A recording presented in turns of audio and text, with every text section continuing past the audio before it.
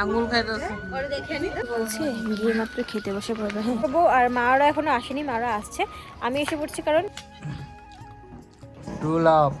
আমরা ঘরের বউরা যদি একটু বুদ্ধি না লাগাই তাহলে জিনিসপত্র নষ্ট হবেই, বলো। গুড মর্নিং এভরিওয়ান, কেমন আছো তোমরা সবাই? আশা করছি সকলেই খুব ভালো আছো, আর আমি অনেক ভালো আছি। আমি আছি আমার মায়ের বাড়িতে। দিদির ছেলে এসেছিলো, তো ওর সাথে দেখা করার জন্য আমি কাল এসেছি মায়ের বাড়িতে। তো কাল আর ভিডিও করিনি, যেহেতু ওরা এসছে, ওদের সাথে একটু টাইম স্পেন্ড করেছি, একটু হাসি মজা, তো যার জন্য কালকে ব্লগ করিনি। তো আজকে আমি চলে যাবো আবার বাড়িতে, আর আজকে আমাদের একটা নেমন্তন্ন আছে অন্নপ্রাশনে, সেখানেও যেতে হবে। তখন আমি চাটা খেয়ে নিয়েছি, ব্রেকফাস্ট হয়ে গেছে, কিছুক্ষণ পরে আমি বেরিয়ে পড়বো। আর এখন আমি আর আমার মা এসেছি এখানে, মানে আমাদের বাগানে। তোমাদেরকে তো আগে দেখিয়েছিলাম যেখানে কী কী গাছ রয়েছে। আমার দাদা নতুন করে আবার অনেক ধরনের গাছ লাগিয়েছে, তো সেটা এবার তোমাদেরকে দেখাবো। আর মাও লাগিয়েছে, আমি আর মা মিলে যে কয়েকটা মানে গাছ টাছ লাগিয়েছিলাম লাস্ট যখন মায়ের বাড়িতে এসেছিলাম তখন। লাস্ট তো ব্যাংকের কাজের জন্য এসেছিলাম, তারও আগে যখন একবার এসেছিলাম মায়ের বাড়িতে, তখন আমি আর মা এখানে গাছ লাগানোর জন্য মাটি এমনি মাটি সব মিক্স করে রেখেছিলাম। এখানে কি অবস্থা, মা আরও কী গাছ লাগিয়েছে সব দেখাবো। এখন এসেছি বাগানে, তো চলো আগে দেখাই আমার দাদা কী গাছ লাগিয়েছে। দেখো এইটুকু জায়গা নিয়ে ও লাগিয়েছে। এখানে কিন্তু অনেক গাছ রয়েছে, এখানে রয়েছে ভেন্ডি গাছ, এটা ভেন্ডি গাছ, এগুলো পাট শাকের গাছ, আর এগুলো হচ্ছে কি বরবটির গাছ। আর ওখানে এগুলো কি মা?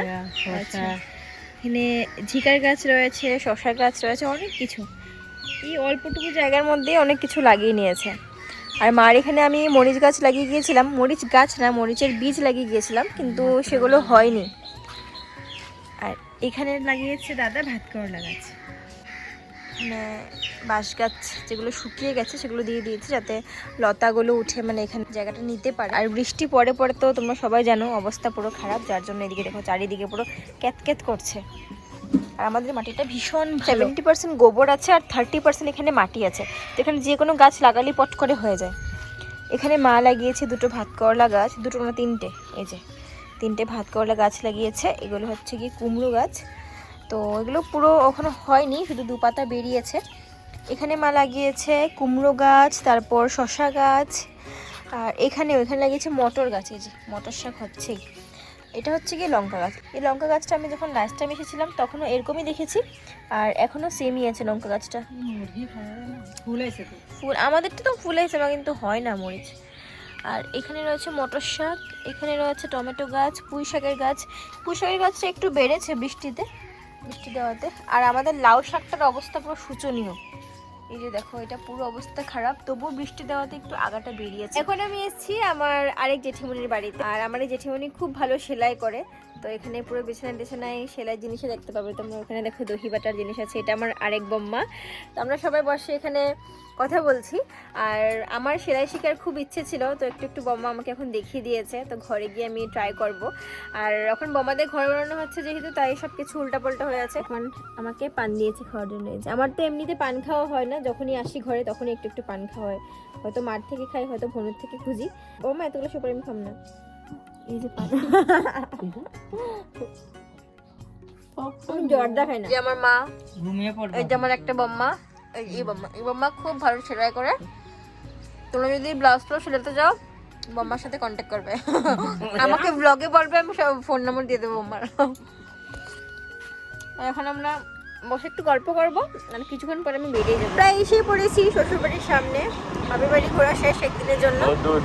হ্যাঁ বহু দূরেই তো, মানে যে টাইমে বলেছি ওই টাইমে এসে পড়েছে। 1-1.5 ঘন্টা লেট করেনি, মানে যে থাকুক 1-1.5 ঘন্টা বেশি না, যে টাইম দিয়েছে ওই টাইমে একদম টাইমে এসে পড়েছে। একদম মানে মিথ্যা কথা, একদম মিথ্যা কথা। নিজে ফোন করে মানে কথা আমি কখন রেডি হবো কি হবো বুঝবি মানে। চলো যাই ঘরে, স্নান করবো, রেডি হবো, তারপরে নেমন্তন্ন বাড়ি। এখন টাইম হতে চলেছে 12:30, আর এখন আমি স্নান করেছি। আজকে একটু দেরি হয়েছে স্নান করতে, কারণ যেহেতু মায়ের ঘর থেকে স্নান করে আসিনি, আর সবাই বলে যে বাপের বাড়ির থেকে আসার সময় স্নান করতে নেই, তো আমি এখন এটা মেনেই চলি। বিয়ের অনেক বছরই হয়ে গেছে, কিন্তু এখন আমি এই নিয়মটা মেনেই চলি, মাদের ঘরে থেকে আসার সময় আমি স্নান করি না। আর কালকে আমি স্পা করিয়েছিলাম, তো ভেবেছিলাম যে একটা ব্লগ শ্যুট করব, তারপর আবার ভাবলাম যে ওই তো বললাম আমার দিদি ছেলেরা এসছে, তো ওদের সঙ্গে একটু টাইমটা স্পেন্ড করব, তো ভাবলাম যদি সকালে ব্লগটা স্টার্ট করি পুরো দিনটা আমার ব্লগই করতে হবে, তাহলে থাক আজকের দিনটা পুরো ওদেরকে দেবো, ওদের সাথে টাইম স্পেন্ড করব, অনেক আনন্দ করব। তো সেইভাবে কালকে আর ব্লগটা করা হয়নি আমার।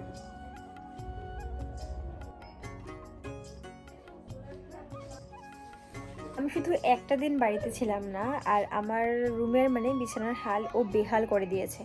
মানে একটু ভালোভাবে গুছিয়ে রাখি, একদমই নেওয়ার মধ্যে এটা নেই, মানে যেমন তেমনভাবে থাকলেই হলো। কী অবস্থা করে রেখেছে আমি দেখাচ্ছি, আমার মাথাটা পুরো গরম হচ্ছে, কারণ আমি কন্ট্রোল করছি। তো যাই হোক আমি তোমাদেরকে দেখাচ্ছি এখন কী অবস্থা করে রেখেছি বিছানাটা। দেখো এখানে অবস্থা, এগুলো এখন আমি বের করেছি, এগুলো আমি এখন জানালার পর্দাতে লাগাবো। এগুলো কিছু ঠিকঠাক করে নিই, এখানে ব্ল্যাঙ্কেটটা যেমন তেমন পড়ে আছে, গোছাইনি। এখানে বালিশের কাভারগুলোকে খুলে দিয়ে গিয়েছিলাম, তো এগুলোকেও লাগাইনি, মানে যেমন তেমনভাবে বিছানাটাকে রেখে দিয়েছে। তো যাই হোক এখন আমি এগুলোকে ঠিকঠাক করব। তো চলো এগুলো ঠিকঠাক করে ও স্নান করবে, ওর জন্য গরম জলও বসাতে হবে, তো অনেক কাজ আছে এরপর। তারপর একটু মিতুকে দেখতে যাবো, কারণ কাল থেকে তো মিতুকে দেখাই হয়নি। চলো এবার কাজগুলো সেরে নিই, পর্দা লাগাবো, বিছানাটা বিছানা তুলে ভালো করে ব্যাট।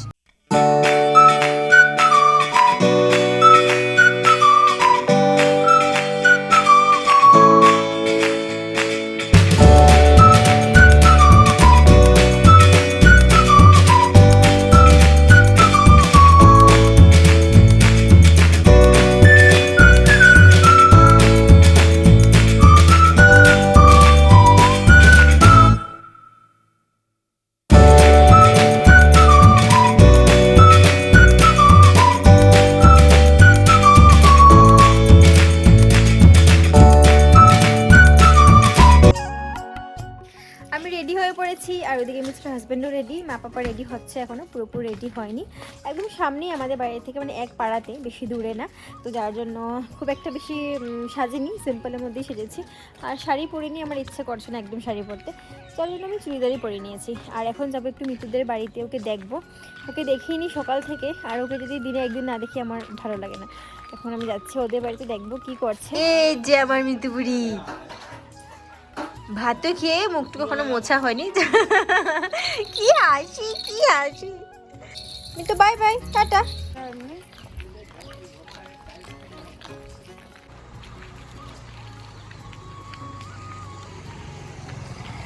কে অন্নপ্রাশনে এখনো যেতেই পারিনি, আমাকে বলছে গিয়ে মাত্র খেতে বসে পড়বে। হ্যাঁ অনেকে খিদে পেয়েছে, সামনে অন্নপ্রাশন বাড়িটা।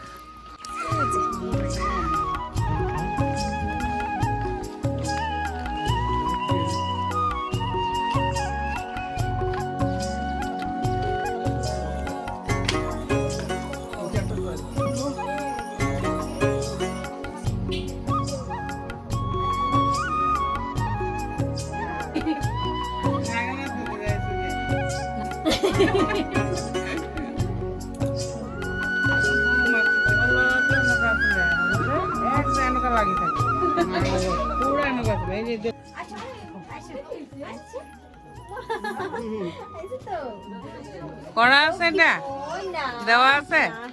লক্ষ্মী মেয়ে না, গুড গার্ল না, বের বেড়ে যাবা, বের বেড়ে যাবা।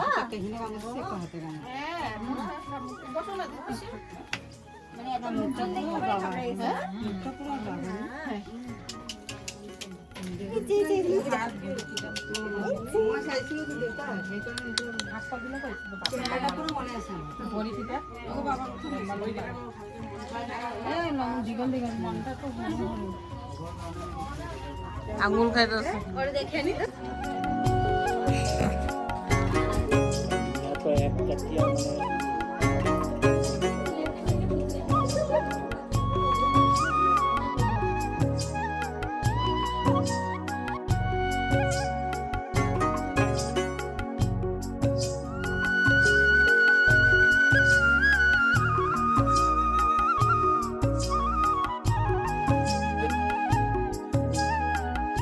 পেট ভরে খেয়েছি, এবার যাচ্ছি বাড়িতে, হাঁটতে পারছি না।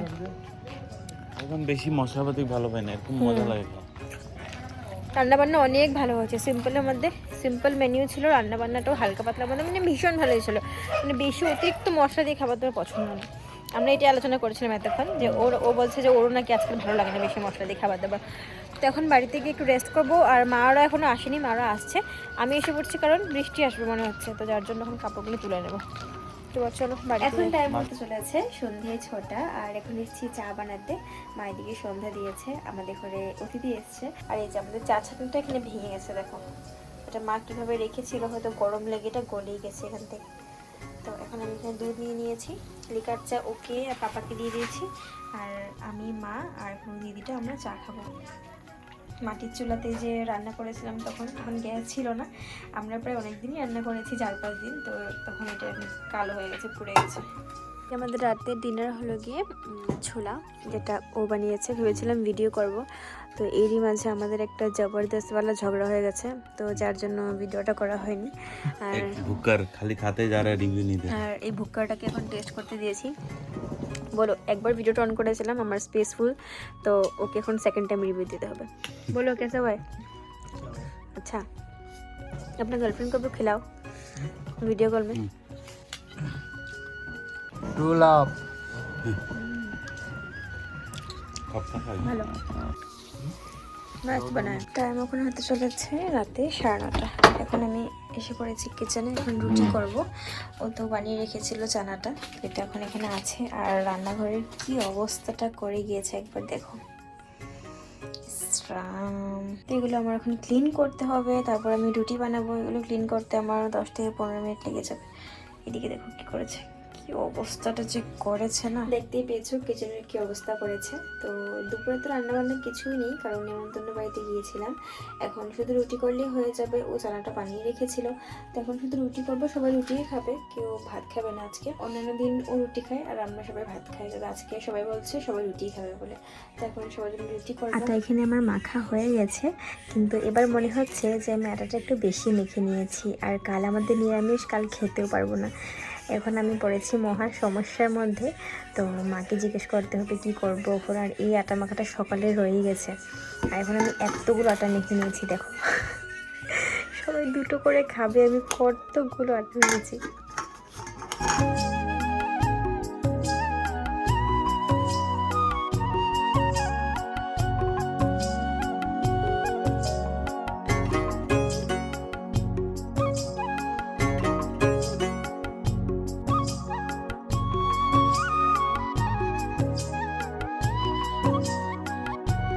এখানে আমি সব রুটিগুলো একসাথে বেলে নিয়েছি, আর এখন এখানে রুটিগুলো করছি এক একটা করে। আর আমি কি করেছি, যেহেতু অনেকগুলো আটা মেখে নিয়েছিলাম, তোমাদেরকে দেখিয়েছি, তাই না, যেগুলো আটার গোল্লাগুলো হয় সেগুলো আমি একদম বড় বড় করে নিয়ে নিয়েছি। আর রুটিগুলো এতটা ভারী হয়েছে, আমি জানি না খেয়ে কি বলবে ওরা। তো এটা একটা উপায় ছিল, না হলে আটাগুলো পুরো নষ্ট হতো। আর এখানে মনে হচ্ছে সকালের একটা রুটি রয়ে গেছে, তো এইভাবে রুটিগুলো করছি এখন আমি। আমরা ঘরের বউরা যদি একটু বুদ্ধি না লাগাই তাহলে জিনিসপত্র নষ্ট হবেই, বলো। একটু বুদ্ধি লাগিয়ে কাজ করতে হয় আমাদের। এটা হচ্ছে গিয়ে আমার আজকের ডিনার। এখানে হচ্ছে গিয়ে ছোলার সবজি, যেটা মিস্টার হাজবেন্ড বানিয়েছে, আর খেতে দারুণ হয়েছে। গোটা এরকম রসুন দিয়েছে, ও প্রায় দিয়ে থাকে, মাংস টাংস বানালে সেখানেও দেয়, তো আমি তো খেতে পারি না, তো যার জন্য আজকে এখানে ছোলাতে দিয়েছে। তো এবার চলো আমি খাওয়া দাওয়াটা সেরে ফেলি। সবার খাওয়া দাওয়া করে কমপ্লিট হয়ে গেছে, এখন শুতে এসে পড়েছি। তো আজকের ব্লগটা আমি এই পর্যন্তই রাখছি। আশা করছি পুরো ব্লগটা তোমাদের ভালো লেগেছে, আর যদি ভালো লেগে থাকে তাহলে একটা লাইক কমেন্ট আর শেয়ার করে দিও, আর সাবস্ক্রাইব করতে কিন্তু একদম ভালো না। তাহলে আজকের জন্য tata, bye bye, good night. দেখা হচ্ছে অন্য একটা ব্লগে, আর অনেক তাড়াতাড়ি। সবাই সুস্থ থেকো, ভালো থেকো।